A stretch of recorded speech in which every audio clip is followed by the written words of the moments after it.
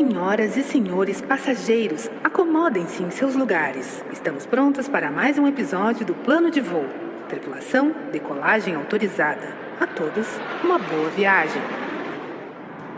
Olá, olá! Sejam todos muito bem-vindos e bem-vindas a mais um episódio do Plano de Voo, o podcast do Sebrae RS. Eu sou a jornalista, empreendedora e mediadora desta conversa, Alexandra Zanella. E para falar sobre o tema de hoje, vamos conversar com o CEO da Tensei Comida Vegetal, Thiago Guerra Diniz. Seja bem-vindo! Que bom recebê-lo aqui no Plano de Voo. Muito obrigado, Ale. Obrigado, Roger, pelo convite. Um prazer estar aqui com vocês. Para falar um pouquinho da Tensei, para bater esse papo aqui legal. E fiquei já impressionado com a estrutura aqui. Vocês estão de parabéns. Achei incrível. Coisa boa! É bom conversar aqui no estúdio, né? Olho no olho. Muito maneiro. E quem está aqui do meu lado é o Roger Klafke, ele que é coordenador de projetos de alimentos e bebidas do Sebrae RS e um nome bem conhecido do Plano de Voo, que fazia um tempo que não pintava aqui, que não aportava por aqui, né, Roger? É isso aí, Ale, é legal estar aqui contigo mais uma vez, né? Vamos gravar esse papo legal, agradecer o Thiago por aceitar o convite e estar com a gente. Super animado aí de ouvir o Thiago, que tem uma história fantástica para compartilhar com a gente. Coisa boa. Gente, a Tensei, o Thiago vai nos contar em detalhes sobre essa empresa. Eu já quero saber de onde vem esse nome, né? Mas atua no mercado de alimentação congelada, com comida vegana desde 2014. Confere? Confere. Coisa boa. E se você quer entender como o setor de alimentos e bebidas pode se destacar com qualidade e inovação, fica com a gente que nesse episódio nós vamos conversar bastante e o Thiago vai ter muitas dicas aí para dar pra gente. Vamos contextualizar um pouco o momento, né, Roger, que a gente vive aí. Superados os momentos mais difíceis da pandemia, era esperado um momento mais tranquilo, né? Mas como realidade temos também aí guerra na Ucrânia, inflação alta e um clima de tensão entre vários países. Roger, como é que esses fatores afetam aí o setor de alimentos e bebidas no Brasil ou não afetam? Afeta bastante, Ale, afeta bastante. A gente tem visto aí algumas dificuldades no mercado, né? O empreendedor brasileiro, ele é um herói, né, Thiago? Por enfrentar o tempo inteiro cenários diferentes, né? Isso, por um lado, faz com que o empreendedor esteja sempre preparado, né, para o novo, né? Porque a gente não vive um cenário de estabilidade constante, né? Como em alguns países, alguns mercados, né? Onde tem mais tradição, né? Então, a gente vive esse desafio aí de se adaptar ao tempo inteiro. Por um lado é bom, mas também tem algumas oportunidades que surgem, né? A gente tem um mercado aí mudando, crescendo, né? Em algumas áreas, tem oportunidades para os empreendedores de alimentos e bebidas desenvolverem novos produtos, né? Então, acompanhar as tendências, acompanhar os movimentos do mercado, acho que já é parte, aí tem que estar no DNA do empreendedor brasileiro em geral. E de alimentos e bebidas cada vez mais, né? Porque dependem, né, desses insumos, depende de matéria-prima, que tem oscilado bastante, como tu falou, vários fatores, né, que impactam isso, mas como ponto forte, né, o nosso estado é um estado produtor de alimento, reconhecido por isso, né? Então, a gente cada vez mais precisa pensar em aproximar essas pontas, né? Tanto da agroindústria, da indústria, com o produtor rural e verificar como é que a gente pode fazer essa comunicação fluir e também adicionar valor, né? Eu acho que esse é o desafio. E eu acho que a história da Tensei conecta muito com isso, né? De usar essa nossa produção rural, dessa abundância que a gente tem no estado, né? Dessa tradição de produzir alimento, mas trazendo uma pauta aí de valor adicionado, valor agregado, né? Que é algo que contribui para o nosso desenvolvimento regional também, né? Muito bem. É assim, né? Trazer o Roger, ele já abre acabando com a gente, né? Fazendo uma você análise. trazer um cara que viaja o mundo inteiro, Não em é. todas as principais feiras, é Não complicado, é. porque conhece muita coisa, né? E ele não só viaja pelo mundo inteiro em busca de ideias e tudo mais de comida e bebida, como ele viaja internamente aqui no estado. Quem segue o Roger nas redes é uma aula, uma curadoria de onde comer e beber bem. Perfeitamente. Eu adoro, porque ele sempre... E ele põe fotos incríveis, Thiago, pra Perfeito. gente querer ir nos estabelecimentos. Exatamente. É o melhor parceiro, né? Que propaganda, hein? Ele é um ótimo influencer para comida. É ótimo. E se você seguir a série dele de golpes de jiu-jitsu, você aprende na autodefesa. Ali, Sem contar isso, impressionante. é faixa preta, né? Sim, sim. É incrível, né? Incrível. Eu vou pular a parte dos golpes, vamos ficar só com a comida, então. Perfeito. Tiago, pra gente começar esse papo, né? O Roger falou a tua história já, conversa muito com o que vamos tratar hoje aqui no Plano de Voo. Mas a minha pergunta é, o que é Tensei? De onde vem esse nome? Oriental? Bom, para contar um pouco do que é Tensei, deixa eu contextualizar para você Por favor. como a gente foi parar na Tensei, eu e minha esposa. Então, assim, eu conheci a minha esposa na faculdade, eu sou paulista, vocês vão perceber pelo sotaque. Eu ia perguntar, porque tu moras na Serra, né? Isso. Mas esse teu sotaque não é Não da é Serra. daqui. Eu Não. tenho reconheço bem, também tenho esse sotaque, então... Eu sou guarulhense, nascida e criada em Guarulhos, em São Paulo. E aí conheci a minha esposa na faculdade. Nós fizemos veterinária na Universidade de São Paulo. Então a gente se conheceu no primeiro ano, namoramos desde então. Esse ano a gente completa 19 anos de namoro. Parabéns! E aí a gente, desde o começo da faculdade, eu sempre fui muito inquieto. Então, pra você ter uma ideia, eu entrei na faculdade querendo trabalhar com clonagem. Eu queria clonar ovelha. Foi bem na época que tinham feito a Dolly, Dolly. que foi a primeira ovelha ali clonada. Olha, se você é um pouco jovem, né? A Dolly não é um Guaraná, não A é só um Dolly não refrigerante. é um refrigerante, É isso aí. gente. Assim, ó, procurem a Dolly, por favor. É isso aí. E aí eu queria muito trabalhar com clonagem. Então, enchi o saco da professora ali, tinha que saber muito de bioquímica. Falei, quero fazer clonagem, vou fazer estágio em clonagem. Normalmente se dava um terceiro ano ali em bioquímica e eu consegui no primeiro ano fazer estágio. Roger, eu fiz uma semana de estágio no laboratório e eu odiei com todas as forças. Tu odiou o laboratório. O laboratório. Não, a rotina do laboratório. Porque é muito monótono, é muito padronizado, é sempre a mesma coisa. E isso não conseguia. Eu não conseguia fazer aquilo. Eu sou muito inquieto. Falei, cara, eu não consigo ficar dentro do laboratório. Não é para mim. E aí experimentei tudo na faculdade. Trabalhei com silvestre, cuidei de boi, cuidei de cachorro, de cavalo, de galinha. Tudo que dava pra fazer na faculdade eu fiz. E me achei na área comercial, no final da faculdade. Aí falei, ótimo, alguma coisa que eu gostei de fazer. E aí comecei a minha carreira na área comercial, né?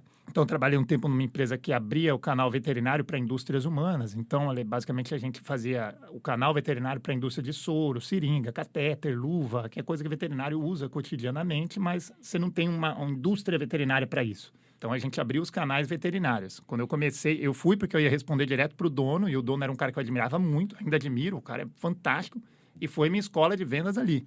Então, quando eu entrei, era eu, o dono, a esposa e uma estagiária. Quando eu saí, a gente estava numa equipe ali de 22 pessoas.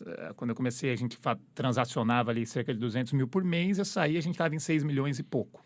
Então, ajudei a construir. Ali foi uma escola impressionante. Falei, aprendi muito, mas preciso dar outros passos. Aí, trabalhei um tempo no mercado imobiliário, gerenciando alguns plantões de venda lá em São Paulo, que a incorporadora era de um amigo meu. E aí, eu senti a necessidade de ter uma experiência numa grande empresa. Falei, cara, eu preciso conhecer o que é uma grande empresa, processos e tudo mais, que isso tudo vai me ajudar a hora que eu for empreender. Eu já queria empreender Já estava no plano.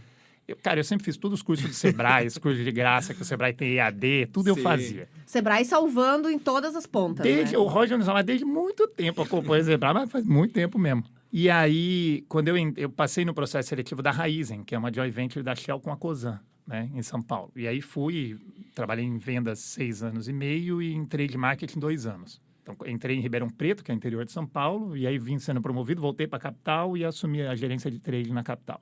Nesse meio tempo, a vida foi desenrolando. Nasceu nosso primeiro filho, que é o Samuel, hoje está com 9 anos. Nasceu nosso segundo, que é o Dante, hoje está com 7.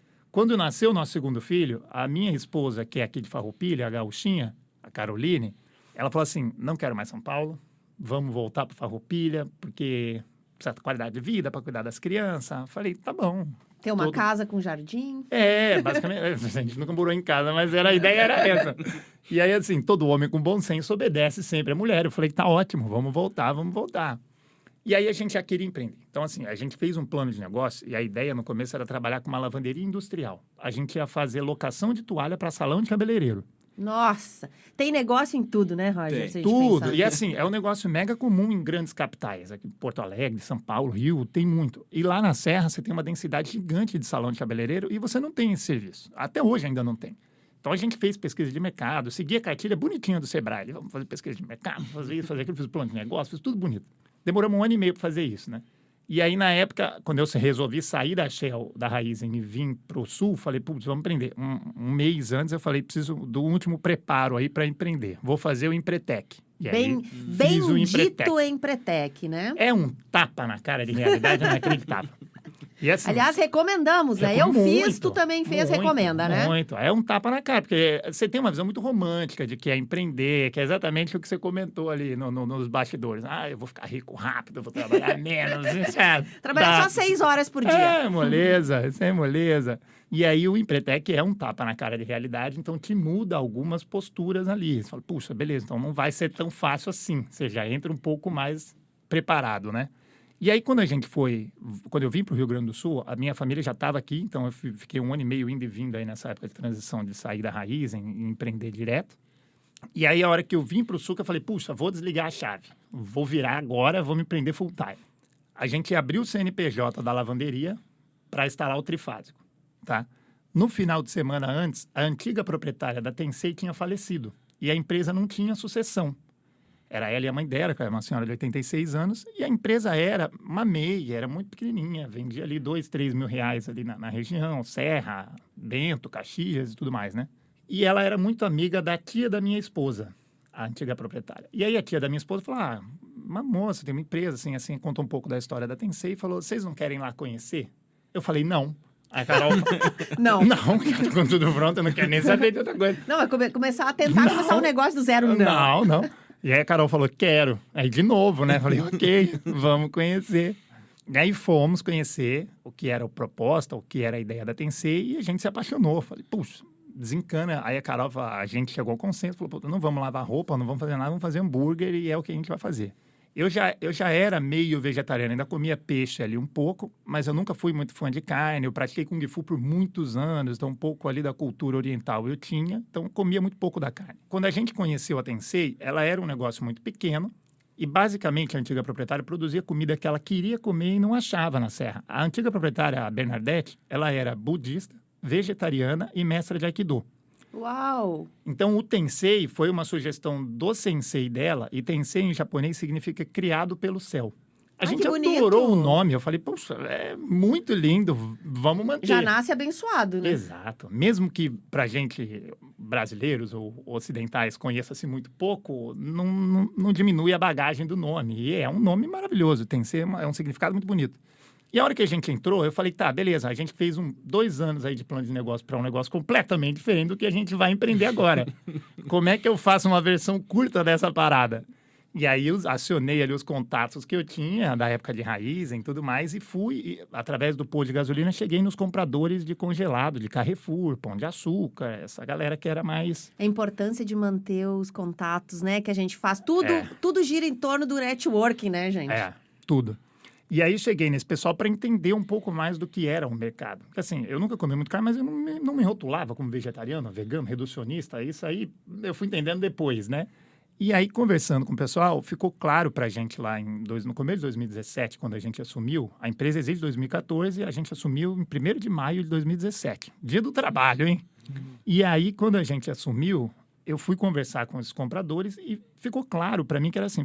Todos eles diziam a mesma coisa, falavam, é um mercado que tem potencial, você tem poucas empresas atuando, ainda são produtos muito incipientes, o sabor não é muito agradável, a gente comeu todos que tinham no mercado, e alguns a gente conseguiu comer, outros não foi possível comer, e era um mercado onde claramente os próprios varejistas diziam, você não tem um fornecedor robusto para entregar Brasil inteiro, então você acaba tendo muito fornecedor regional. Eu falei, ok, beleza. Então, é um mercado que tem potencial para crescer. E a hora que a gente olhou, o mercado inteiro era soja. Era tudo à base de soja. Nossa, commodity. Exato. E eu falei assim, cara, eu odeio soja com todas as forças. Eu não consigo comer. Eu não sei se a minha mãe fez a gente comer muito quando era criança. E eu não consigo comer soja. E aí eu tomei por mim e falei, cara, beleza, mas eu não quero soja. Vamos fazer coisas alternativas à soja. Não tem só soja no meio vegetal. Thiago, mas era essa opção pela soja, pelo paladar da soja? Eu acho que pelo acesso, pelo custo, porque soja é... Não, a tua escolha por não trabalhar com soja então, a princípio foi... Pelo produto. A princípio foi, só que a hora que eu olhei que o mercado inteiro era soja, eu falei, bom, vamos fazer uma coisa não soja, já é um diferencial. Sim. Só que aí eu voltei lá para a faculdade, falei, beleza, o que é um alergênico? A nutrição ali, falei, pô, a soja é um alergênico. Se a gente vai trabalhar sem soja, por que não sem alergênicos? Sem nenhum alergênico da vigilância sanitária. E aí, na época, voltando um pouquinho atrás, ali, quando eu comecei a fazer a pesquisa de mercado para lavanderia, eu fui visitar algumas lavanderias para conhecer. E eu fui visitar a maior lavanderia da América do Sul, que fica em Jundiaí. Cara, é uma planta inacreditável. Você não põe a mão nas peças de roupa. O cara alugavam para a Raizen na época, foi como eu cheguei lá.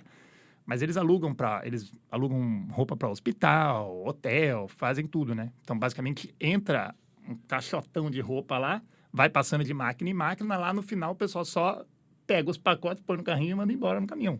Só, você não põe a mão. E aí o gerente me comentou uma coisa que nunca saiu da minha cabeça.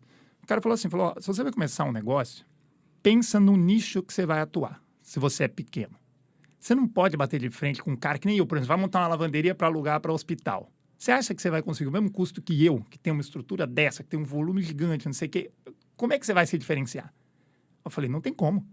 Ele falou, então explora nicho. Aproveita nicho que os outros não estão olhando e cresce ali, até você ter um porte um pouco maior e aí você tenta, faz umas incursões aí em outros lugares, né? E aquilo nunca saiu da minha cabeça. Verdade, explorar nicho, uma boa opção.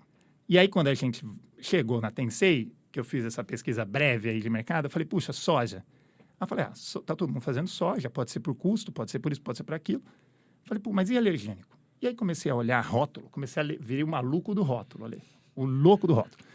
Ia no mercado, lia tudo de rótulo. A hora que você olha para alergênicos, praticamente tudo no mercado que tem hoje, tem um ou outro alergênico. Vamos fazer uma parte aqui para quem está nos ouvindo e não sabe o que é um alergênico. Tu falou que a soja é. A soja é um. O que mais? É assim, a Anvisa, a Vigilância Sanitária, ela tem uma lista de 19 alergênicos listados.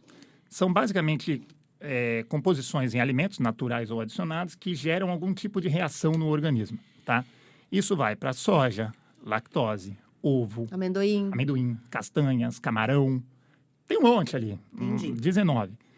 E aí, sempre, a hora que você tem alergênico, ele é muito difícil porque tem pessoas que têm reações muito leves, o glúten é um também que está lá, tem pessoas que têm reações muito leves e tem pessoas que têm reações extremamente sensíveis.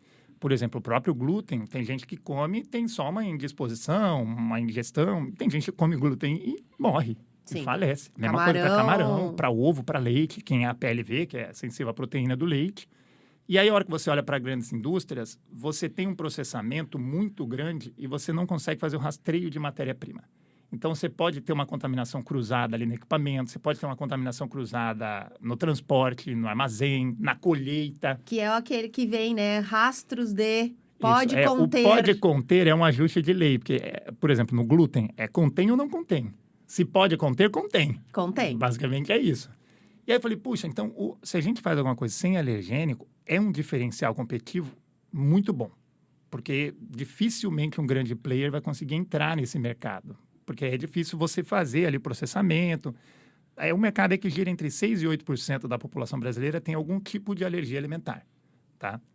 Então, você está falando aí em 22 milhões de pessoas, mais ou menos, tá? É um bom público, né?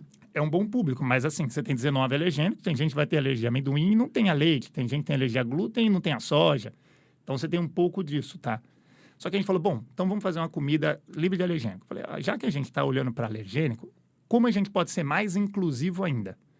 Falei, bom, outra forma de incluir na alimentação é a gente pensar em orgânico, que também é um mercado que os grandes players é difícil de entrar. Você precisa, o orgânico é difícil você fazer a cadeia de fornecimento. Você tem que estar muito próximo do produtor rural para entender o que se planta naquela região, como é que você consegue aproveitar. São muito pequenas famílias, né, que produzem agricultura familiar, então você tem que estar muito próximo das pessoas. E eu falei, puxa, pode ser interessante também como diferencial competitivo. Normalmente o orgânico você vende mais caro, é uma margem um pouco melhor, e os grandes players ainda não estão nesse mercado. Falei, legal, pode ser um diferencial. E aí, basicamente, nesse plano, isso tudo em uma semana, tá ali. Teve que ser a toque de caixa, assim. Meu Deus Mas do vamos céu! nessa. E o ano e meio que tu ficou planejando a lavanderia, Eu guardei na gavetinha lá e deixei lá.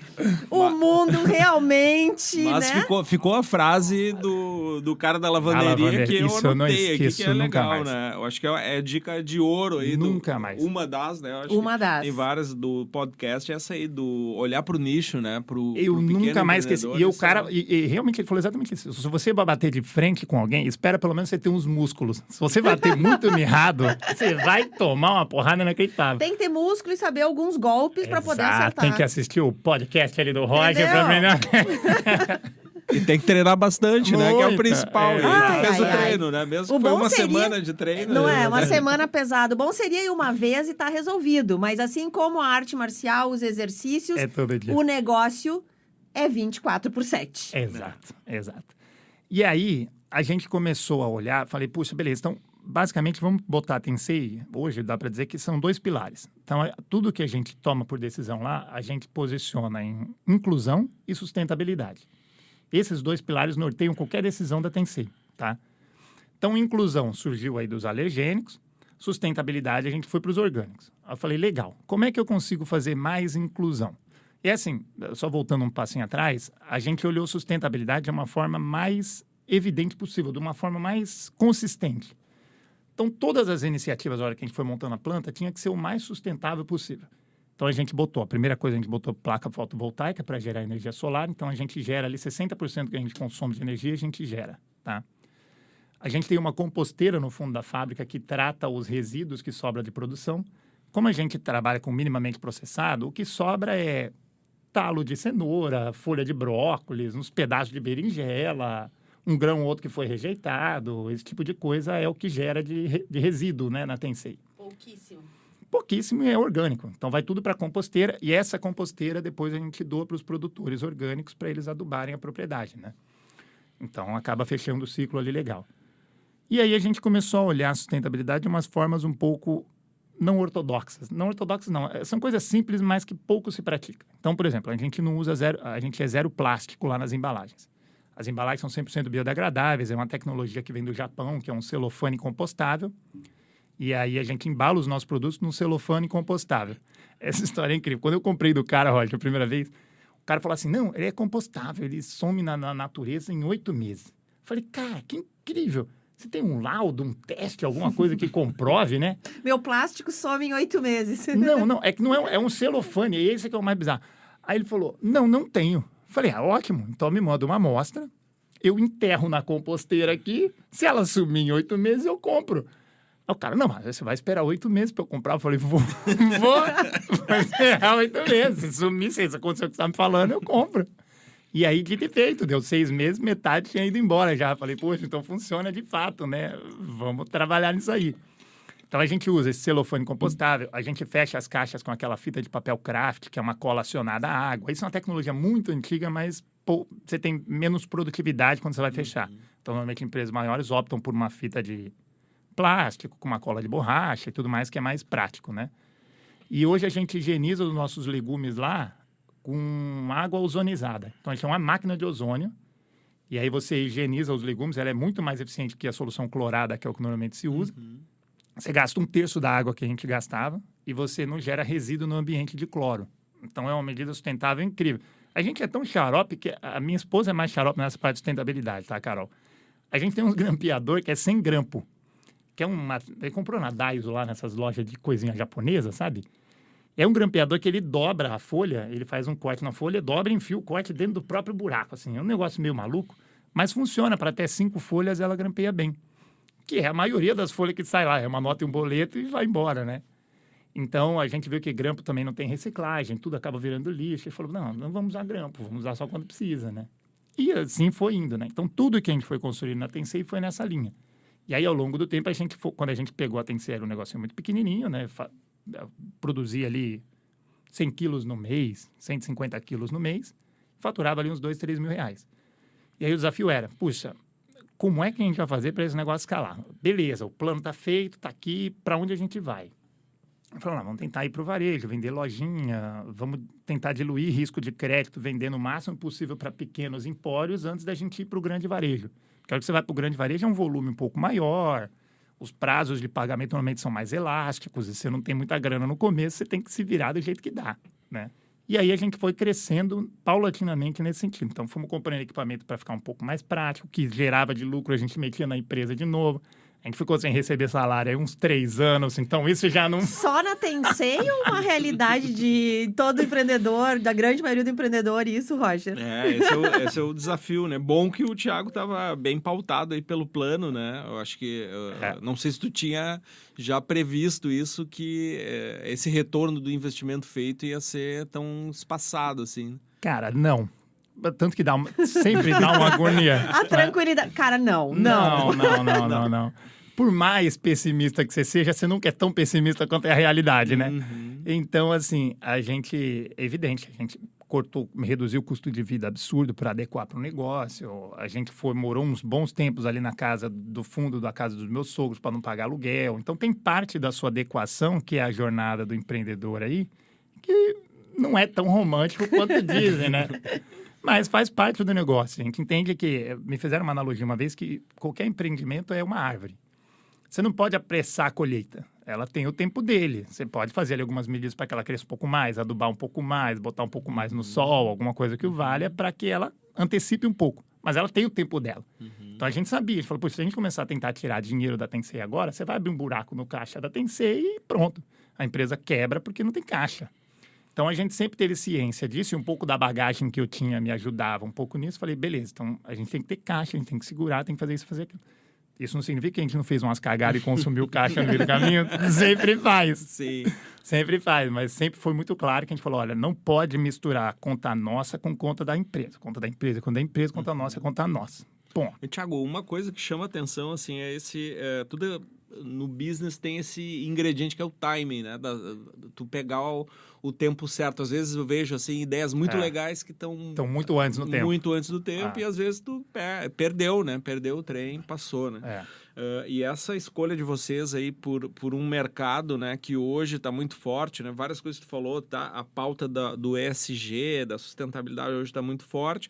2017 lá tinha uma previsão, né, disso tomar força, né, tomar fôlego, mas até essa escolha, né, pelo mercado orgânico, pelo mercado dos produtos inclusivos, né, algo que se falava lá atrás, mas, né, como uma possibilidade, mas sem muitas garantias, né, e vocês visionários, né, fizeram essa aposta lá atrás e hoje se fala bastante nisso, né, vê que vocês estão num mercado aí que vem crescendo, né, então como é que tu enxerga nessa escolha lá atrás? Tu tinha realmente que esse era o caminho a seguir? Não fazia ideia, Roger.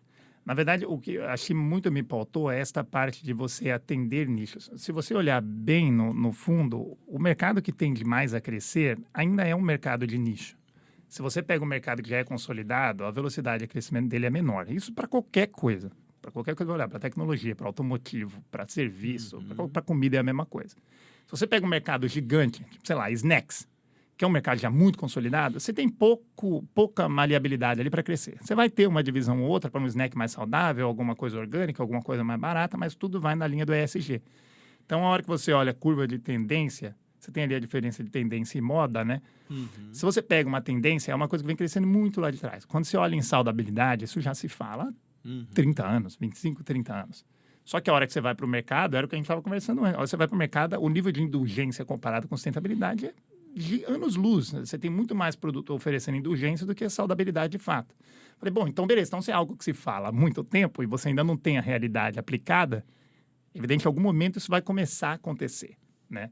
E isso bate de novo com o exemplo ali do nicho, cara. Puta, explora um nicho que ainda é um mercadinho que tá para estourar. No nosso caso, a gente estava bem posicionado ali no momento. Então, agora a gente deve começar a colher os frutos ali da estratégia que a gente traçou lá atrás. Mas não foi premeditado, que falei, não, daqui a um tempo isso vai acontecer. não sou esse gênio todo, não. Mas foi um pouco de você posicionar no nicho ali específico para aquilo, tá? Então, isso acabou conciliando pela estratégia feita ali mesmo que rapidinho, mas me ajudou muito ali no começo. E aí, como eu comentei, quando a gente começou, a gente foi reinvestindo, montando a fábrica, aumentando a capacidade produtiva, desenvolvendo produto. E aí sempre a gente usava o Sebrae de novo. Então, no começo eu usava para me capacitar. Depois que eu descobri que o Sebrae tinha um monte de linha, tipo o Sebrae Tech, essas linhas que te ajudam a desenvolver o negócio, eu falei, gente... Vamos usar, né? Não fale isso pra mim. Vamos aproveitar. Não, está aí, fácil para ser Exato. acessado. Acho que isso é importante dizer, né? Exato. E aí, assim, eu falo para todo mundo que vai lá visitar a fábrica, que pergunta, fala, mas quem te ajudou muito? Eu falei, minha mãe e o Sebrae. É isso. Nossa, quem me ajudou muito foi isso. duas Minha mãe, mães. meu sogro e o Sebrae. E foi, porque assim, ajuda muito, tanto no Sebrae Tech que você consegue. A gente desenvolveu quase todos os produtos que a gente tem na TNC via Sebrae Tech, porque, como eu comentei com vocês, eu sou veterinário e depois eu fiz administração. O que eu sei de engenharia de alimento? Zero. Não sei nada. Aí você fala, vou desenvolver produto. Eu falo, amigo, eu não cozinho um arroz, eu vou fazer produto Tu da não indústria. cozinha! Eu aprendi agora. Olha isso, Roger! A minha especialidade é gelo e pão na chapa. Ah, Basicamente que é isso. beleza, hein? E quem é que cozinha? A minha esposa é boa. É ela, a Carol então. é boa. A Carol. A Carol é boa.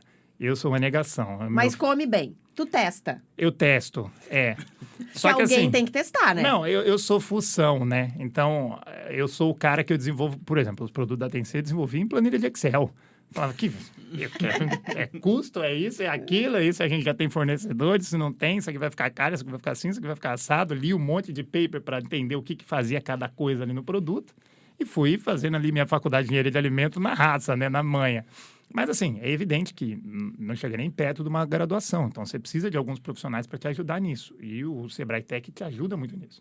Então a gente fez alguns produtos via Sebrae Tech, a gente fez o BPF da fábrica via Sebrae Tech, a gente fez o APPCC via Sebrae Tech. A gente participou de feiras via os grupos que o Sebrae tem de incentivo aqui no Rio Grande do Sul. E aí, ao longo do tempo, a gente foi desenvolvendo produto, a gente foi ganhando escala, foi crescendo um pouquinho mais. E aí, o Roger e o Gustavo, lá, o REC, na época, me convidam para um projeto de Food Trends, né? Que era desenvolver, lapidar um pouco o P&D da empresa.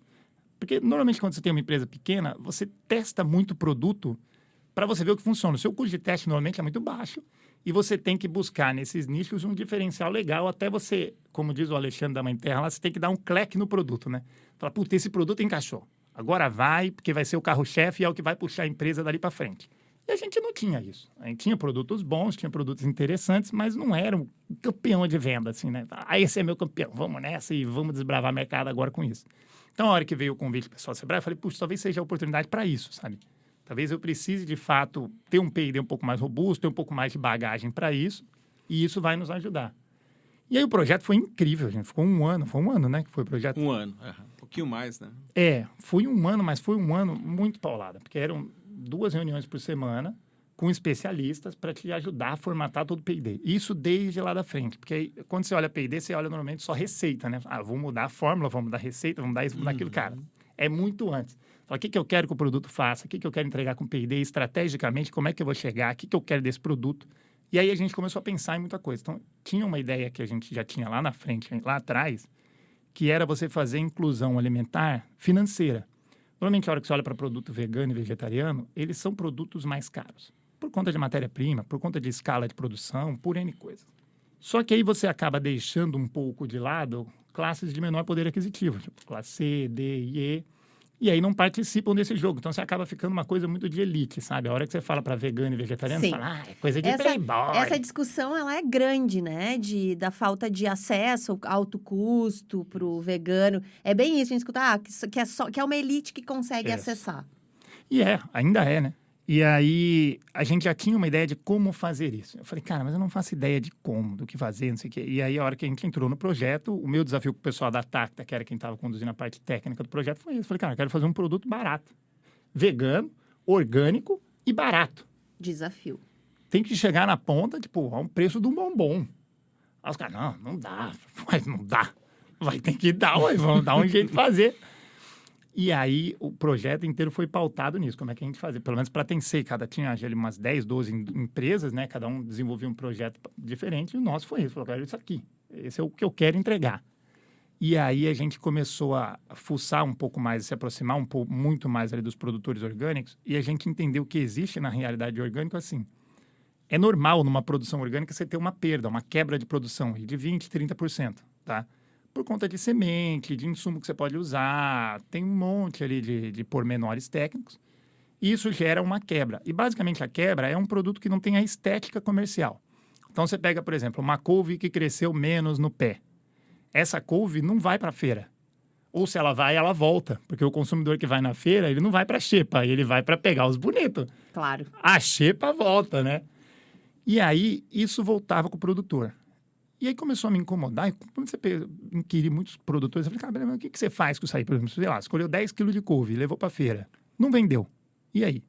E a gente ainda compra, né? Mesmo quem tá mais consciente consome o alimento orgânico, como o visual ainda nos impacta. É cultural ali. Todo mundo que já escolhe. Essa geração não faz mais hoje, mas a gente que é mais velha, a gente escolhia muito feijão em cima da mesa, né? Nossa! A mãe mandava escolher. Olha, perdi parte da minha digital separadinho enquanto feijão. É isso aí. E era assim, você pegava um feijão um pouquinho mais torto, ou que te olhava um pouco esquisito, tinha uma corzinha meio... esses feijão são pretos, esse aqui é marrom, sai fora, tira. E nutricionalmente é o mesmo produto. É exatamente o mesmo produto, só que ele não tem a estética, ele só não é bonito. Pra gente que é indústria, que tudo vai triturar e virar um hambúrguer, tanto faz se ele entrou Carlos ou entrou Zé, vai virar tudo a mesma coisa. E aí eu percebi nisso uma oportunidade. Falei, puxa, então assim, você tem uma oportunidade de você remunerar uma perda hoje do produtor rural. Então você gera um pouco mais de receita ali para uma família e isso impacta, mesmo que seja ali 20, 30, 50 reais. Impacta, sim. Impacta. E você diminui o desperdício. Na outra ponta, eu consigo ter um produto vegano, orgânico, saudável, nutricionalmente equilibrado, livre de alergênico, que ainda está no pilar lá da Tensei, num preço acessível. Falei, pum, funcionou. Como é que a gente vai fazer isso? Quem a gente acha de fornecedor? E aí precisava de uma leguminosa para ter um aporte de proteína ali razoável, de vitaminas e tudo mais. E aí, depois verduras, enfim, o que a gente conseguisse juntar ali dos produtores, né? E aí a gente achou 2 produtores de feijão, em que eles têm uma perda ali, eles têm uma produção grande, e como 20, 30% é perda de não classificado, né? Como eles vendem feijão de segunda, eles vendem pra gente o feijão muito barato. Então, por exemplo, o cara vende na feira o feijão orgânico ali a 8, 9 reais o quilo, mais ou menos. Eles vendem pra gente o feijão de segunda a 2,50. Aí começa a ficar competitivo, né? Legal. A mesma coisa a couve. Você pega, por exemplo, eu fui colher couve semana passada na casa, na propriedade de um produtor, que assim, eu falei, você tem couve? Ele falou, não, um monte de gente não tinha, que deu uma geada, mudou tempo, enfim, não cresceu a couve. Aí tinha uma produtora que falou, eu tenho, mas está no meio do mato. O mato cresceu, é um lote que eu não olho, tá lá. Mas não tenho tempo de colher. Eu falei, tudo bem, posso ir na sua propriedade sábado de manhã e colher? Deve ter poucas punks juntas aí com essa couve. Exatamente. Aí eu falei, não. Ela falou, pode, mas não deve ter muita coisa.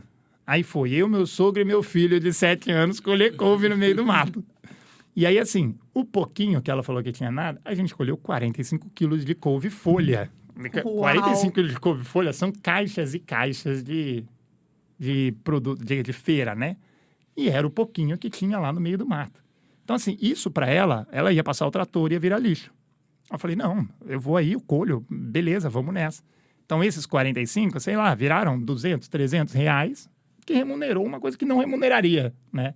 Então, é uma receita adicional para a família, para a gente é uma matéria-prima interessante, e com isso a gente conseguiu chegar para o mercado consumidor com 2 hambúrgueres, uma base de grão de bico e feijão, e uma base de feijão e couve. E eles chegam no mercado a R$ 2,50. A gente vende para o varejista aí na casa de 40, em 50, e ele chega no mercado a R$ 2,50. Isso a gente lançou em outubro do ano passado, mais ou menos, quando acabou o projeto aí. De lá para cá, esse produto puxou a gente para muitos lugares. Porque você começou a fazer também inclusão alimentar financeira, que era uma das ideias que a gente tinha, e você começou a abrir possibilidades para outras pessoas participarem. Seja o produtor, seja um consumidor que sempre quis experimentar. Porque, por exemplo, você pega uma pessoa que é flexitariana ou que quer só experimentar alguma coisa vegana de vez em quando, né? O cara chega na gôndola e fala, puta, eu vou pagar R$40 em 2 hambúrgueres. Para testar? Para testar. Eu nem sei se é bom. A gente não tá com essa guaiaca cheia de dinheiro assim. Aí o cara fala, puta, R$2,50? E eu acho que o Roger acho que traz o ponto que mais pega, é para testar, né? Se tu gosta, essa é a tua alimentação, tu tem um outro olhar, mas do tipo, para testar. Sim. Exatamente. Faz parte da tua estratégia de captar, né, esse cliente e fazer ele provar o produto, ver que é bom E aí ele vai gosta, na outra exato. linha, Aí né? ele fala, mas deixa eu experimentar um ali maior, porque a gente tem aí uma linha de hambúrguer mais Eu em ia conta. perguntar para ti, Thiago, para nos ajudar um pouquinho a entender que Perfeito. produtos a Tensei tem. Aí eu acelerei demais, desculpa. Não tem problema não, aqui é assim mesmo. E a gente vai se atravessando aqui para tirando as dúvidas. O Roger conhece mais do que eu e os nossos ouvintes a tua marca, né? Então começa aí, o teu carro-chefe hoje é o hambúrguer. Hoje, sempre foram os hambúrgueres nosso carro-chefe. Hoje a gente tem aí 7 sabores de hambúrguer, se eu não me engano. Então a gente tem hambúrgueres um pouco maiores, de 200, 250 gramas a caixinha, com 2 Pro hambúrgueres. tamanho de vocês É. e pro meu tamanho. E a gente tem esses hambúrgueres menores de 60 gramas, que é os que são acessíveis, que é a linha pop, né, digamos assim. E aí, nos hambúrgueres maiores, a gente trabalha uma proposta diferente. Então, eles têm enriquecido com vitamina e mineral. A gente trabalha tudo, por exemplo, tem a base de quinoa e cenoura, que é orgânico. A gente tem um hambúrguer à base de berinjela, pimentão e uva passa, que é uma caponata em formato de hambúrguer, que é maravilhoso. Nossa, que delícia. Aí tem um de brócolis linhaça, tem um de grão de bico com semente, que é enriquecido com vitamina. A gente desenvolveu um de pinhão, butiá e araçá, que é um hambúrguer gaúcho, Bem gaúcho. bem gaúcho. E a ideia era a gente aproveitar um pouco ali a matéria-prima gaúcha, né, orgânico, e um pouco de enaltecer ali a matéria-prima daqui, né, das culturas gaúchas. Porque se vê muito produto enaltecendo cultura amazônica e tudo mais, e quase nada de Mata Atlântica, que a gente detonou ao longo dos séculos aí. Falei, puxa, então vamos fazer isso. E também é uma forma de você remunerar o pinhão orgânico, que se planta por agrofloresta. Então tem uma parte aí de sustentabilidade, você remunera melhor quando você compra um pinhão orgânico, né? E olha, esse produto é o que está no nosso guia nos alimentos gaúchos, né? Dos 50 alimentos aí que a gente fez a publicação ano passado. E a Tensei tá lá com esse produto Com fantástico pinhão. aí, que é o pinhão, né? É. Que legal. É o Nossa, eu já produto tô muito massa. salivando aqui, né? Ele é muito massa. E a gente ganhou o prêmio de inovação aqui da Secretaria do Estado com esse hambúrguer de pinhão. A gente vende muito mais para fora do estado. Aqui o pessoal tem acesso a pinhão, então eles acabam comendo mais do pinhão. Sim. Mas você pega aquele gaúcho lá que tá no Mato Grosso, tá em Manaus, você fala, pô, saudade de um pinhão, comia butiá quando era criança. E aí isso acaba ajudando, né? Então a gente tem essa linha de hambúrgueres, a gente tem uma linha de empanados, né, que são os nossos veggets. Então a gente tem 2 sabores de empanados. A gente tem uma linha de salsichas, inclusive a primeira salsicha orgânica do mundo aí, que é de cenoura e quinoa. E a gente desenvolveu uma linha de lanche pronto. Então é uma versão saudável aí de um Hot Pocket, que são 2 minutos de micro-ondas e está pronto. Então é um lanche aí vegano, sem glúten, sem alergênico nenhum. Basicamente é um pão à base de farinha de farinha de painço e grão de bico. E aí o nosso hambúrguer de grão de bico e feijão, um molho de ketchup com mostarda e um patê de semente de girassol e abóbora. É simplesmente maravilhoso. Maravilhoso. O apetite já tá aberto aqui, né? Chegando a hora do almoço, a coisa é pior.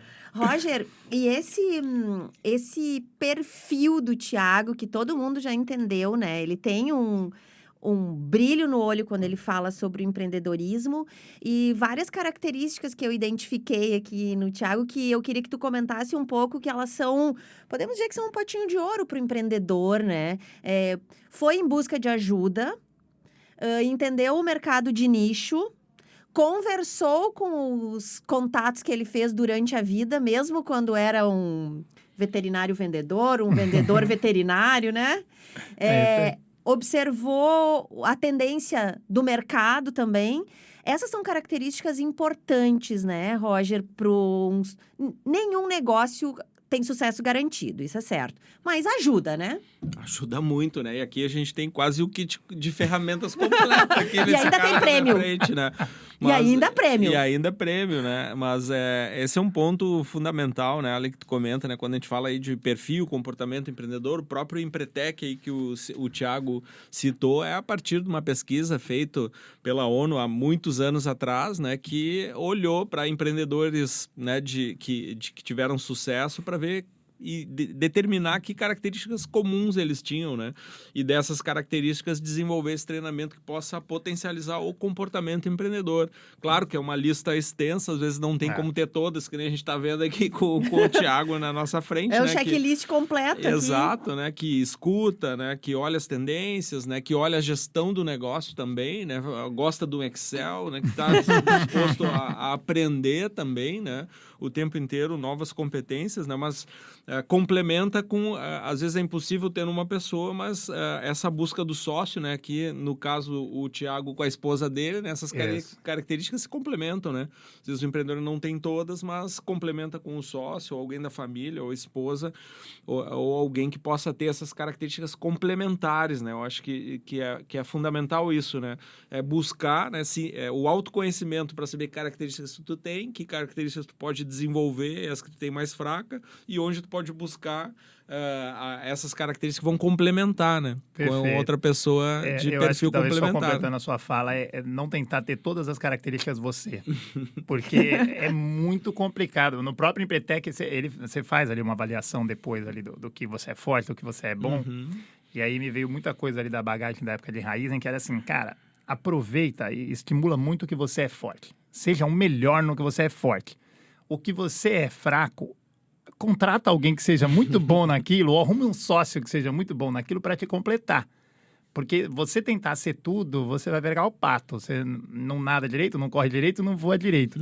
Então, seja muito bom no que você é. E assim, eu demorei muito tempo para aprender isso também ao longo da jornada de empreendedor, no último ano, aí, 1 ano e pouco, que eu entendi que eu sou muito bom em vendas. E eu falei, cara, é em vendas que eu tenho que estar. O resto eu tenho que achar gente para fazer.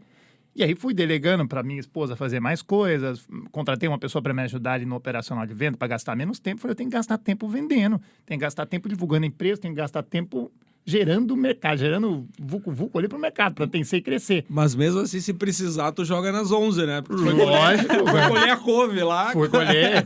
Tem que embalar produto, não deu tempo de embalar? Vamos embalar. Não tem problema. Tem que entregar produto? Vamos entregar, não tem problema. É o espírito empreendedor. É isso aí. Dizem muito, eu ouvi muito essa frase, e é a maior verdade, o empresário tem que estar onde a empresa precisa. Você não tem que escolher, falar, eu sou o marketing. Não, amigo, você é empresário, você vai estar onde a sua empresa precisar. A hora que ela não precisar mais de você no marketing, você vai fazer outra coisa. Até lá, você vai ficar onde ela precisar estar, né? Então, é um pouco disso, mas acho que o Empretec te ajuda muito nisso, né? A jornada aí ao longo do tempo. Eu acho que o principal é o empreendedorismo, é muito romântico a hora que você entra e ele tende a ser muito solitário quando você está lá. Né? Porque são muitas decisões que tem que tomar ao longo do dia, é sempre você, e uma coisa que me dava um choque de realidade muito grande, tem diminuído ao longo do tempo, é você fazer a viradinha de chave ali de funcionário para empreendedor, né?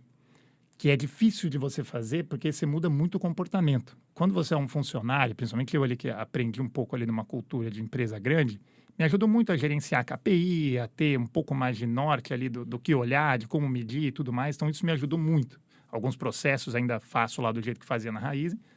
Só que o problema de uma grande empresa é que você é uma engrenagem de um pedacinho muito pequeno da estrutura toda, né? Então, se você tiver uma decisão muito acertada, o impacto é pequeno. Se você tiver uma decisão muito errada, o impacto também é pequeno. Quando você assume ser empresário, uma decisão muito errada te leva para um lugar legal, uma decisão muito boa te leva para um lugar legal, uma decisão muito errada quebra a empresa. Então, isso tende a ser muito solitário, porque você está o tempo inteiro ali na pressão, tendo que decidir tudo. Puxa, eu vou fazer isso, eu vou fazer assado, eu vou fazer isso aqui, eu vou fazer aquilo lá. Quando você tem um sócio, você divide um pouco essa responsabilidade, só que o Sebrae também te ajuda a conectar com outros empresários. Porque os problemas são meio... Todo mundo tem um problema semelhante, sabe? Todo empreendedor. Puxa, eu não sei contratar, eu não sei gerenciar fluxo de caixa, eu não sei como é que KPI que eu olho, nem sei o que é KPI, por aí vai. Então, você dividir um pouco os seus anseios com outros empresários ajuda muito ao longo da jornada, né?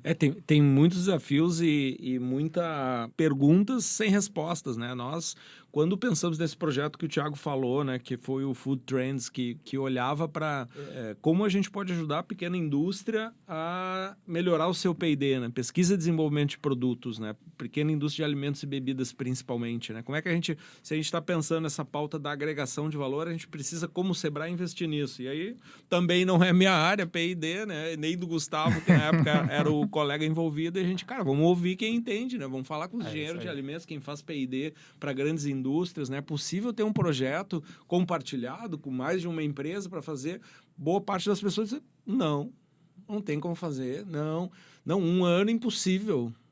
Impossível. Cara, né? Como é que a gente pode pensar em algo? E aí chegamos na Tacta, lá na Cristina, senhora inovadeira. Cara, dá para adaptar, dá para fazer, dá para dar esse primeiro empurrão, dá para acelerar e despertar nessas empresas a importância de desenvolver produtos, de pensar produtos de maneira certa, olhando como as grandes fazem, né? Porque hoje é difícil para o pequeno acessar essa informação, essa tecnologia. A gente, cara, então vamos desenhar esse projeto, que o Thiago foi um dos que participou, né? E agora a gente está no desafio de como é que a gente replica, melhora com esse aprendizado que a gente teve também, né? E vou te falar que o que ficou pra gente lá do projeto, Roger, isso também, acho que eu nunca te falei fora do podcast, mas eu vou te falar aí.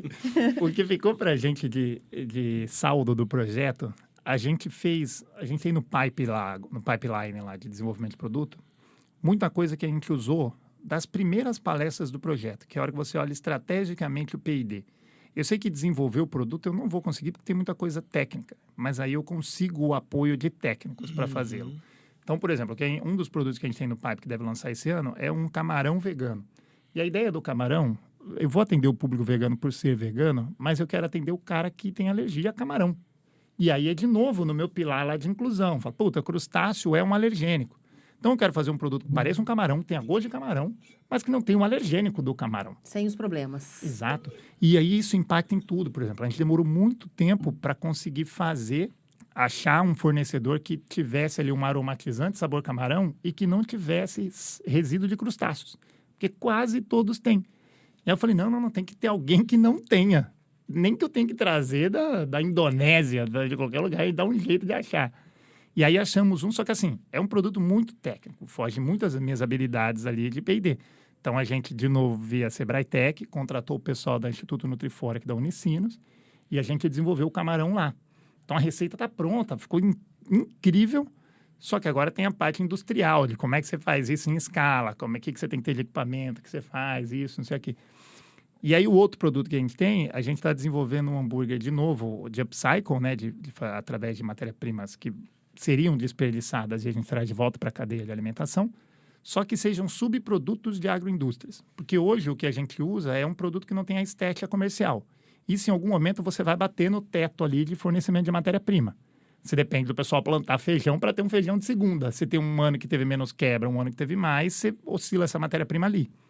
E aí, conversando com um produtor orgânico lá de vinho lá na Serra, ele gera de casca e semente de uva, que é um subproduto que a gente vai usar, 40 toneladas num ano, Roger. Num ano. Aí falei, puxa, mas o que você faz com isso aí? Que fim que se dá?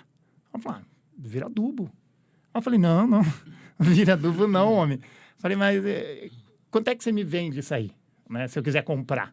Aí ele falou, não, você vem buscar, dependendo de como for, eu te pago pra você levar. Falei, opa! Vai estar fazendo um favor até, porque faz o descarte. Só que assim, a gente tá agora junto com o pessoal do Senai no projeto para fazer isso também. Porque aí você tá falando, puta, eu tenho uma matéria-prima não classificada. Não é uma matéria-prima hoje. Eu preciso saber o quanto ele tem de carboidrato, quanto ele tem de proteína, quanto ele tem de gordura. Você tem umas etapas antes ali que, de novo, foge a minha capacidade técnica, mas a gente, junto com o Sebrae, consegue contratar alguém para desenvolver.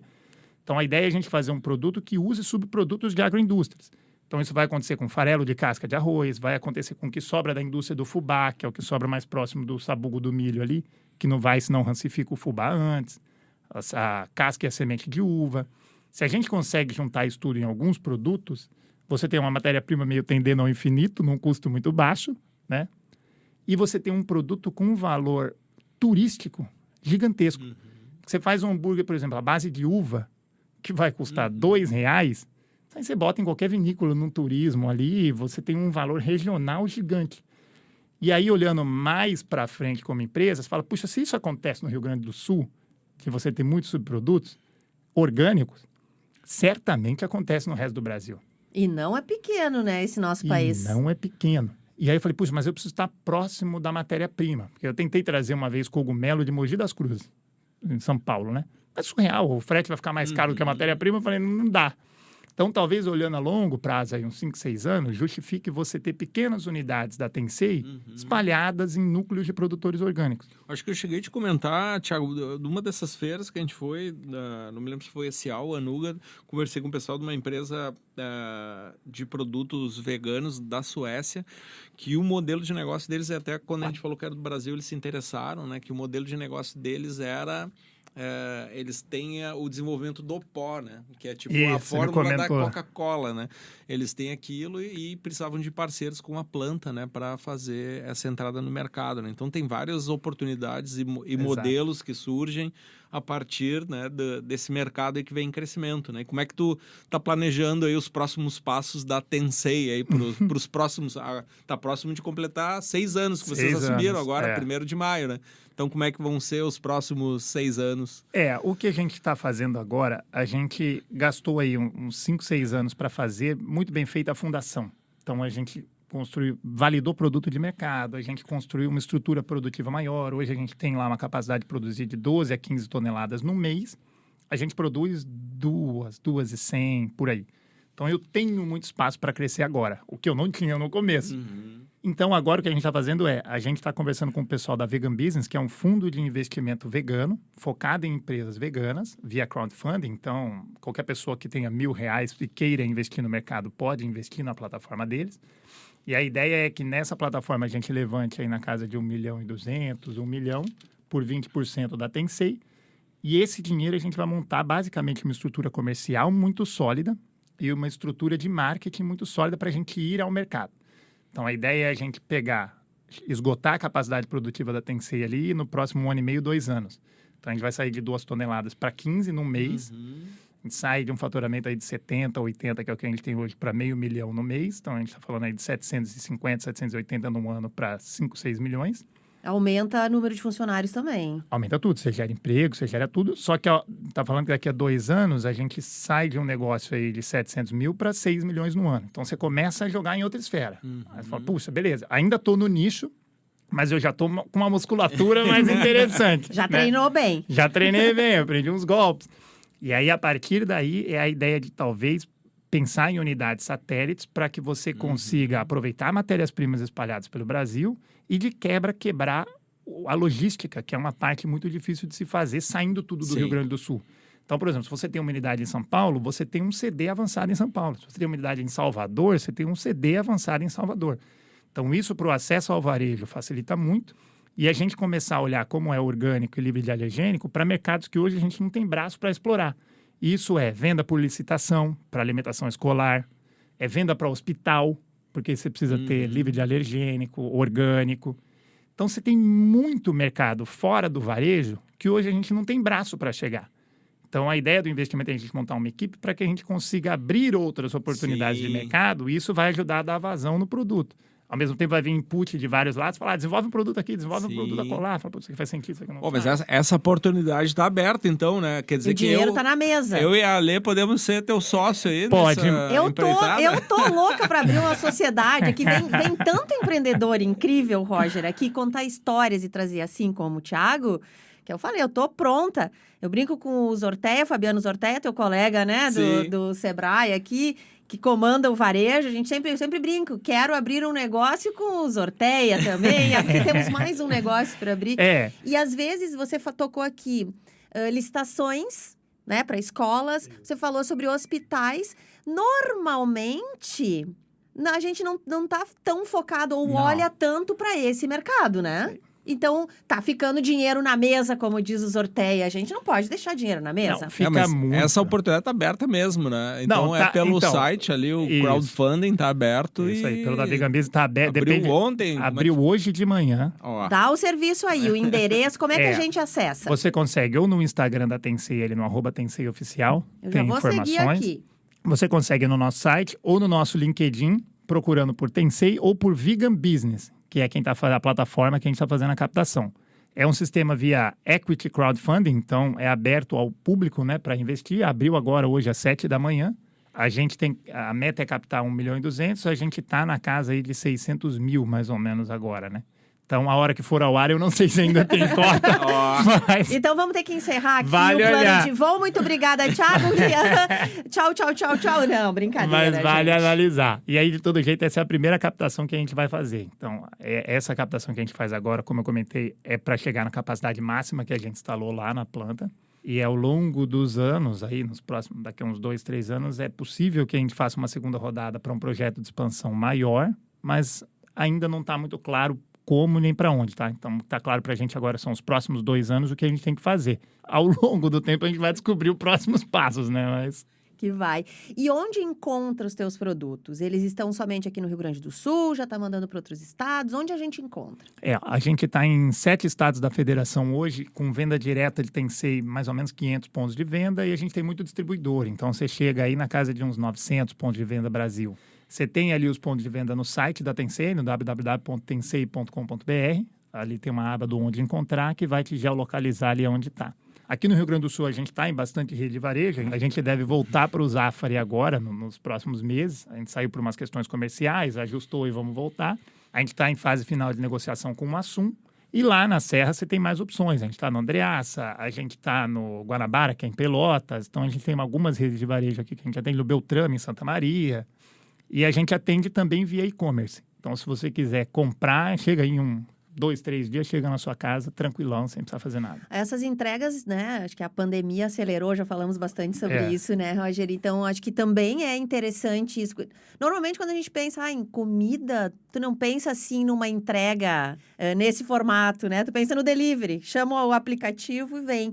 Mas também uma oportunidade. Sim, fantástico, né? Um dos produtos, dos produtos que mais vendem aí no e-commerce no Brasil, nos grandes marketplaces, estão relacionados a alimentos e bebidas, né? Claro que aqui a gente tem o desafio da cadeia do frio, né, Thiago? Que é um dos desafios. A logística para alimentos e bebidas já é um desafio em geral. Agora, a cadeia do frio é específica, né? A gente tem esse cuidado, né? Como são produtos resfriados ou congelados, né? Acaba encarecendo também, então tem toda uma lógica aí que tem que fechar para o produto chegar viável para o consumidor, né? Mas a oportunidade está clara, né? É isso aí. E só também um toque para empreendedores que ainda não têm e-commerce. A gente fez também num projeto do Sebrae, no grupo que a gente participava. O Sebrae é padrinho de vocês, podemos dizer assim? Basicamente. Ajudem muito. É o que eu comentei, tudo que a gente fez graças ao Sebrae. Agradeço muito o pessoal do Sebrae, agradeço sempre o Roger quando tem oportunidade, porque ajudou muito. Então, no projeto que a gente fez aí, a gente estava num grupo de acesso a mercados, então possibilitava acessar feiras com subsídios e tudo mais. Eles estimularam a gente a fazer o e-commerce, porque eu falei, cara, eu não faço ideia do que tem que fazer para fazer um e-commerce, eu não faço ideia de programação, eu sei um pouco de Excel e eu paro ali num PROC-V e deu, não vou muito além disso. E aí falaram, não, mas você contrata já a plataforma feita, você só bota ali o seu logo, coisa bonitinha e tudo mais. Eu falei, não é possível que seja tão fácil assim. E realmente é muito fácil. E funciona bem, então você abre uma outra janela. Então, o próprio e-commerce ajudou a gente muito quando a gente estava a gente vendeu no Zafari por um bom tempo, 2 anos e pouco no período de pandemia. Quando acabou a pandemia, começou a abrir muitos novos entrantes nesse mercado vegano. E uma prática que é meio predatória no mercado de varejo é que o pessoal tem um costume horroroso de comprar espaço na gôndola, né? Então, fala, eu quero estar na gôndola, eu compro esse espaço e alugo esse espaço. E aí, de novo, você está batendo de frente com um Seara, Sadia, o pessoal que tem um dinheiro aí meio infinito, né? E aí, o pessoal do Zafari falou, não, puxa, o pessoal está comprando gôndola, eu preciso que você pague alguma coisa, porque a gente tinha entrado sem nada, né? Aí eu falei, cara, eu não tenho condição de pagar, sou pequeno e não acho justo, não acho correto isso. Ela falou, então beleza, então vamos parar. Eu falei, ok, para, a gente tinha exclusividade com o Zafari, não podia vender para outras redes no Rio Grande do Sul. Eu falei, tudo bem, a decisão é sua, beleza, vamos nessa. No dia seguinte que a gente parou de vender para o Zafari, o nosso e-commerce vendia ali 800, R$1.000 por mês, a gente tinha para ter, né? Do nada, a gente começou a vender 9, 10 mil reais por mês no e-commerce. E eram tickets, tipo, 600, 550. Alto? Para um e-commerce, eu falei, não é possível. Eu não gasto R$600 no mercado nunca. O pessoal está comprando e compra. E ia. E começou a vender muito. E aí a gente começou a fazer uma pesquisinha ali dos consumidores, né? Tudo bem, mas como é que você conheceu a Tensei? De onde veio? Não sei o quê. E massivamente era assim, eu comprava no Zafari, não tem mais no Zafari. Estou comprando de vocês. Comprava no Zafari, não tem mais no Zafari. Comprando de vocês. Pô, legal. E aí, deu uns 2, 3 meses, o pessoal do Zafari me ligou. Falou, cara, olha só, a gente começou a receber muita reclamação na caixinha que não tem mais Tensei, não sei o quê. Aí eu falei, sabe por quê? Aí ele falou, não. Eu falei, então, porque a gente não é só vegano. A gente atende o público vegano também, porque a empresa é vegana, é a forma sustentável de se fazer comida. Só que a gente foca um público de nicho. A gente foca o pessoal que não consome alergênico. O cara que não consome alergênico não é uma opção. Ele não pode, é simples assim. E aí a gente é meio que um dos únicos na sua gôndola que não tem alergênico. Talvez o único. Então a Tensei acaba sendo um coringa ali dentro da gôndola, porque o cara que vai atrás de alergênico, ele olha, como ele nunca acha, e a hora que ele encontra um produto que ele pode comer ali, é mega fidelizável. Fidelizado. O cara fala, nossa, encontrei um produto pra mim, que E se maravilha. for bom, gostoso, Tem recompra. E aí isso começou a dar um estalinho na cabeça lá do comprador, que falou, mas não sabia disso? Eu falei, olha, eu sempre te falei, mas ok, cada um e pode entende de ser uma forma. oportunidade até para o varejista, né? Em dizer, Isso. olha, a gente tem um produto aqui que é confiável, que você pode comer, que não vai passar mal. Pode ser interessante até para o É isso aí. varejista. É que aí tem também a parte nossa aqui como empresário, e no caso aí usando o chapéu de venda, que é você elevar o nível de consciência do comprador, quando você vai falar com o comprador. Tem muito comprador que não sabe o que é um alergênico, que não sabe como funciona e tudo mais. Pra você ter uma ideia, eu fui aproveitar uma visita à praia aí de Santa Catarina, então botei a família inteira no carro, larguei eles numa praia, lá em Bombinhas. Foi vender. Foi Vou vender. Foi fazer o que ele é bom, vender. Vou visitar uns mercados enquanto vocês na praia no final do dia. E fui. E aí fomos num mercado em Santa Catarina chamado Imperatriz. É uma rede grande, tem muitas lojas e tudo mais. Consegui marcar uma agenda com o cara, cheguei lá, apresentei o produto e, por incrível que pareça, por muita sorte, minha casa do destino, o comprador tinha acabado de ter um filho e o filho dele era alérgico à lactose e soja. E a esposa dele estava desesperada, porque ela não conseguia achar nada no mercado para comprar tudo que tinha que cozinhar. Você tem que cozinhar em casa, arroz, feijão, tudo. Você tem que garantir que não tenha traço de nada, né? E aí eu falei, não, o nosso não tem. Aí ele falou, é seguro? Eu falei, cara, vamos usar o teu filho como cobaia. Você come, a tua esposa vai comer, vai amamentar o seu filho. Se ele passar mal, você vai saber. Ah, tá bom. Aí deixei o kit para ele. Ele comeu. 2 dias depois ele me ligou. Falou, a minha esposa adorou o lanche, adorou o hambúrguer, comeu isso, comeu aquilo. Adorou, não fez nada para nem tô cadastrando agora. Porque se eu tenho esse problema, muita gente vai ter. Só que o cara vivia aquilo, ele sabe o que é a dificuldade. Então, tem muita gente que não sabe. Então, quando você pega um comprador que já está com um nível de consciência mais elevado, você encurta uma jornada gigantesca. Hoje a gente vende 7, 8 mil por mês ali no Imperatriz e todo mês vai bem. Só que depende um pouco, é uma jornada aí que você tem que ir construindo, né? Principalmente quando você atua com nicho. Quando você atua em um mercado que já é mais sólido, é mais simples. Esse espaço de tempo talvez seja menor. Sim. Só que a chance de você cair na vala comum ali de preço é gigante. Quando você vai para o nicho, você tem uma jornada um pouco mais longa, né? Mas é um pouco mais prolífica lá na frente, né? Roger, que aula, hein? Eu tô aqui, eu tô assim, até Também. meio... Eu tô ouvindo o Thiago e cada hora que a gente conversa, né, vem ideias novas, vem histórias também, né, complementares aí que eu não conhecia, isso é muito legal, né, e a forma como ele também apresentou os produtos do Sebrae, né, eu acho que para nós aqui é uma vitrine, né. Tu fez algum pix pra ele antes, alguma coisa? Nada. Depois a gente põe uma máscara de borracha e eu viro o garoto propaganda do Sebrae.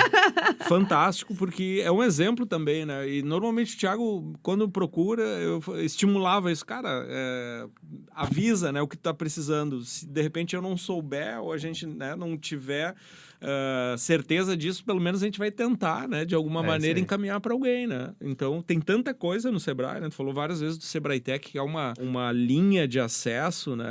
É uma espécie de um financiamento aí, onde a gente aproxima a tecnologia e institutos de pesquisa de ponta, né? Como tu citou aí, o Nutrifor da Unicinos, que tem profissionais fantásticos, uma estrutura... Que, aliás, fizemos um plano de voo com eles logo no início, lembra? Então, trouxe muita informação. Se alguém quiser saber mais da Nutrifor, dá uma procuradinha aqui no plano de voo no Spotify, que tem um episódio somente com isso e com o Roger. Muito legal, né? Aí tu falou do Empretec, falou dos nossos projetos, né? Então, tem um cardápio completo aí de coisas que tu foi usando e faz contato e pergunta, né? Então, acho que o empreendedor, a gente precisa dessa motivação também, né? Que ele procure ajuda, que peça ajuda e que a gente possa entregar os serviços aí que vão colaborar, né? Então, já vi resultado de tanta coisa aí que a gente ajudou. Eu posso falar só mais um produto do Sebrae que eu não sabia?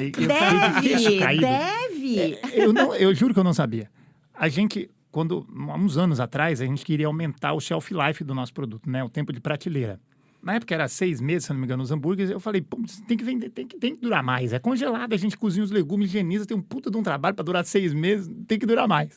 Eu falei, como é que eu faço isso? E aí, pesquisando, falei, você tem que fazer teste de microbiológico, né? Para fazer o que a Vigilância Sanitária pede para ver se está nos níveis aceitáveis por lei. Eu falei, ok, como é que eu faço isso? Aí fui no Sebrae, liguei pro Sebrae lá de Caxias, como é que eu faço isso? E aí o Alcir, na época que era o gerente que atendia a gente lá, falou, não, você pode mandar na UX, né, que é a faculdade de Caxias, e usar o bônus de metrologia do Sebrae. Opa, eu falei, bônus? O que é um bônus me interessa, mas o que é metrologia? Aí ele falou, não, toda empresa tem um valor ali no ano que você pode usar de bônus metrologia e usa os acordos que o Sebrae faz para fazer essas laudas, né, técnicas ali de viabilidade técnica, de shelf life do produto. Aí eu falei, isso é quanto? Ele falou, paga R$100 por lauda na época, né? Aí eu falei, não é possível. Aí procurei na internet e custava tipo R$500, R$600 para você fazer cada lauda. Eu falei, não, tá certo que é R$100, é certo que é R$100. Tá bom. Aí começamos a usar loucamente. Aí eu descobri que tem ali um limite de 6 mil, na época 6 mil e pouco, cara empresa. Tava usando como se não houvesse amanhã. E aí a gente aumentou o nosso shelf life, hoje está em 10 meses dos produtos. A gente deve chegar em 1 ano, a gente está fazendo algumas mudanças técnicas lá para isso. Mas tudo nesse bônus de metrologia.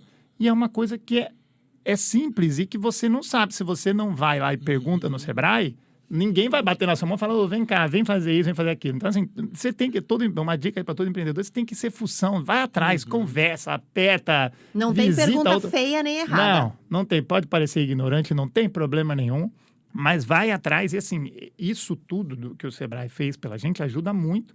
E aí, como eu comentei, sempre que vai alguém lá na fábrica visitar ou eu tenho oportunidade, eu falo, cara, você já foi no Sebrae? Falando, não, nunca fui. Cara, vai, conhece, tem muita coisa para te ajudar, ajuda realmente muito e tem muito suporte. E não tem o que falar mais do Sebrae, porque, cara, realmente ajuda muito, muito, muito, em muitas frentes. Então, você, empreendedor, empreendedora que está nos ouvindo, se está com alguma dificuldade ou não, ou quer aumentar, ampliar o seu negócio, tirar dúvidas, tem muito grupo também que eu acho que é muito legal, né, Roger? As dores do empreendedorismo, elas são bastante parecidas, né? Então, tem muito grupo de conversa, de troca. Eu já trouxemos empreendedores aqui que acabaram, o Sebrae apresentou, se juntaram e criaram novos negócios, ampliaram os seus, parceria.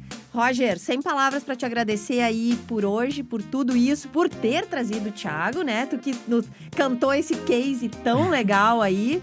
Tu volta sempre pro Plano de Voo para voar com a gente. Muito legal, é um prazer estar aqui e ouvir essa aula do Thiago e agradecer ele de ter vindo da Serra, né, para conversar com a gente aqui presencial, contar essa história fantástica e tô encantado aí com a nossa conversa, com esse aprendizado todo e com a oportunidade também de poder investir contigo, né, cara? Então vamos lá, saindo daqui, vamos ver se ainda sobrou uma parte para nós. Hein? Tomara! Thiago, faço minhas palavras do Roger, te agradecer demais também, porque teve um deslocamento físico da Serra até aqui, mas é como conversamos antes, a conversa flui melhor e muito sucesso para a Tensei, que daqui a pouco a gente vem aqui falar sobre internacionalização, né? Daqui a pouco vamos mandar pra fora do país também? Vamos. Daqui a pouco eu vou ter que aprender árabe para negociar com os árabes lá. Tá vendo? Aí a gente vem falar em outras línguas. Não, mas eu queria de novo agradecer o Roger pelo convite, agradecer vocês pelo espaço e agradecer de novo a oportunidade de divulgar. Pensei que toda oportunidade que tiver pode me convidar que eu venho, não tem problema. A gente dá um jeito de organizar lá a fábrica, de organizar com a criançada, mas também. Traz a criançada também. Maravilhoso, gente. E o nosso muito obrigado especial é sempre para você que embarca com a gente nessa aventura. Escute os outros episódios do Plano de Voo no Spotify e também nas plataformas do Sebrae RS. E nos acompanhe nas redes sociais ou acesse sebrae-rs.com.br e não perca nenhum conteúdo. O episódio de hoje contou com gestão e planejamento de Louise Pinheiro, do Sebrae RS, pesquisa e roteiro de Raquel Carvalho, técnica e edição de Felipe Vilela e coordenação editorial de Dandara Flores, aqui da Padrinho Conteúdo. Eu sou Alexandra Zanella, aquele abraço carinhoso e até a próxima semana.